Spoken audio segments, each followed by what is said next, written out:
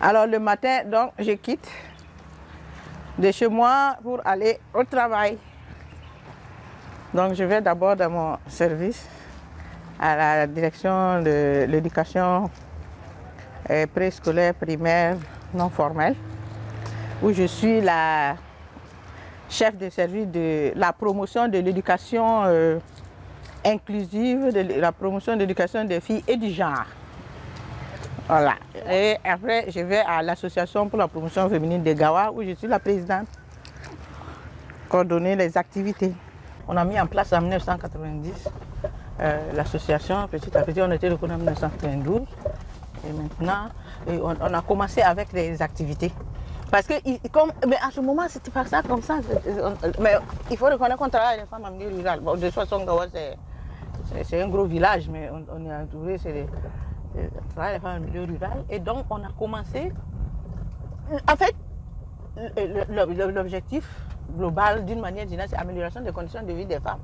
Mais de façon spécifique, c'est contribuer à la vulgarisation, à la sensibilisation des femmes sur leurs droits, sur leur existence, leur épanouissement et tout. Les sortir de l'obscurantisme, en fait, c'est ça. L'ignorance qui te tient et que surtout les gens pensent que c'est une fatalité. La pauvreté, nous on explique aux femmes ici que la pauvreté, on fait comprendre que on est pauvre, mais on n'est pas pauvre. Ce sont des femmes qui ont des richesses, qui sont intelligentes.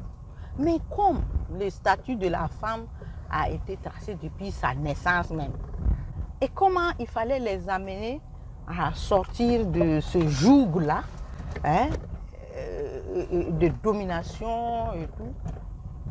Bon, une domination que je peux dire consciente ou inconsciente, hein, mais bon. Mais il faut amener les gens, il faut les éclairer, les amener à sortir de cette obscurité-là et voir la lumière par elle-même. Par elle-même. Donc, quelles sont tes qualités? Qu'est-ce que tu aimes en toi? Ce que j'aime en moi, là, le fait que je me bats seule, je sais que mon papa ne vit plus, c'est ma maman seule qui est là, je me bats seule, même si elle me demande tôt, je vais chercher un peu la donner, c'est pas aller demander à mon mari de me donner ça, aller donner à ma maman. J'aime ça en moi-même. Où je suis aujourd'hui là, je sais que je peux payer, souci, porter, c'est pas tout ce qu'on va dire, Marie, il faut me donner. Donc ça me plaît beaucoup. Et qu'est-ce que tu n'aimes pas en toi? Donc ça c'est une qualité que tu aimes. Et qu'est-ce que tu n'aimes pas en toi? Ce que je n'aime pas en moi là, le fait que souvent tu t'assois, tu critiques quelqu'un comme ça, mais tu as déjà fait.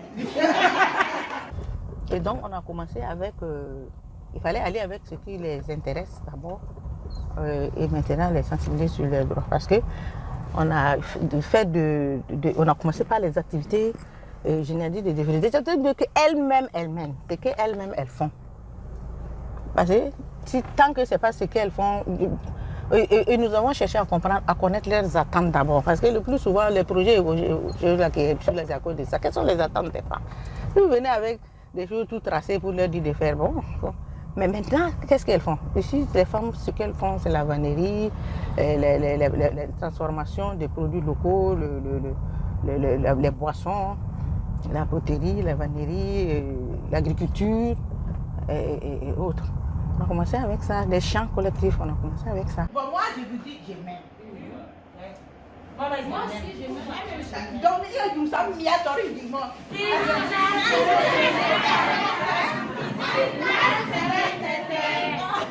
Ah, bon, ils ont dit ça dans la langue. Je m'aime moi-même.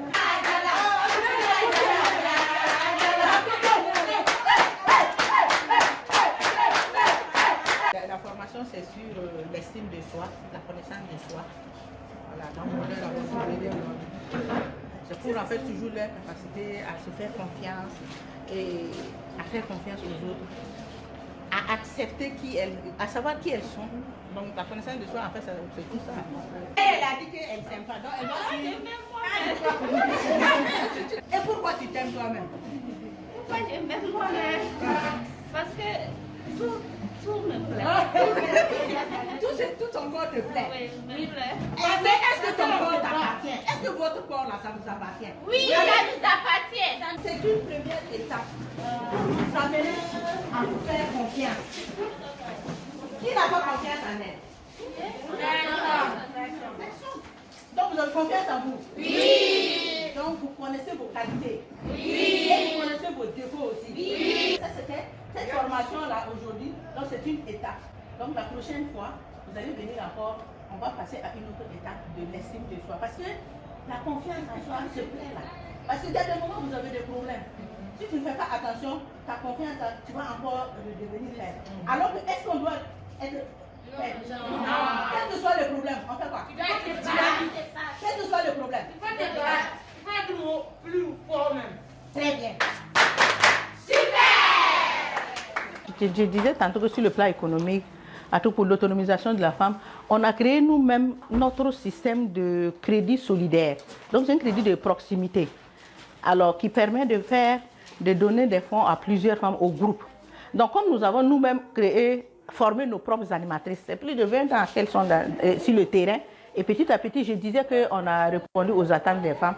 On a vu que les banques classiques, les femmes ne pouvaient pas avoir les crédits là-bas. Bon, d'abord, le taux d'analphabétisme est élevé. Elles n'ont pas souvent même les pièces d'identité. Et donc, nous avons créé nous-mêmes notre propre structure de crédit solidaire en groupe. Et c'est ça qui marche. Et ainsi de suite. Voilà, par exemple, ici. Donc, c'est notre guichet. Donc, vous allez prendre donc, les fonds qu'ils ont donné aux femmes en groupe. Donc aujourd'hui, on arrive à atteindre plus de 1000 femmes par an avec les crédits solidaires. Voilà. Hein? Des fois même, on arrivait à 1300, 1500. Voilà, mais maintenant, bon. Or, on est parti avec des moyens de bord. Hein? Voilà. Et donc, maintenant, tous nos fonds se déposaient à la banque, puisque nous ne sommes pas une banque. Mais voici comment on a pu trouver une solution alternative pour permettre aux femmes de mener un temps soit peu des activités à partir des crédits qu'on appelle sous crédit de solidaire, crédit de proximité. Et il y a des critères aussi. En acceptant de prendre les crédits à bord, tu acceptes aussi améliorer tes conditions de vie. Donc tu acceptes de faire former. Tu acceptes par exemple la gestion de l'environnement, parce que tu dois planter des arbres et tu dois accepter des formations, tu dois accepter épargner, parce qu'on ne perd plus aux gens de garder de l'argent à la maison. Et en tout cas, il y a des valeurs. Et tout ce auquel nous sommes parvenus aussi, c'est dû au fait qu'on a compris qu'il fallait aller étape par étape, se faire comprendre au lieu de comprendre. Donc aujourd'hui, nous sommes arrivés, quand on parle, aujourd'hui les gens parlent de violences sexistes basées sur le genre, mais nous, on a commencé ça. On a commencé ça depuis la création en 1992. Quand on a compris, on a commencé à aller étape par étape, à mener des campagnes de sensibilisation sur d'abord le droit à la parole, le droit à aller faire une réunion, le droit à l'information, le droit à la formation, le droit d'inscrire ses enfants même à l'école, hein, les filles, de les scolariser. Et tout ça, je pense que c'est pour cela que petit à petit, nous avons commencé par les activités génératives de revenus pour d'abord autonomiser les femmes et les responsabiliser surtout, et les amener à prendre des décisions par elles-mêmes parce qu'elles auront compris. C'est quelqu'un qui ne comprend pas, qui n'est pas convaincu du message que vous donnez, vous perdez votre temps. Et aujourd'hui, ces femmes-là, d'ailleurs, dans la région ici, on dit que quand on voit nos femmes, quand elles passent, on sent. Elles ont une certaine assurance, une certaine confiance. Et du coup, ça n'a pas de prix.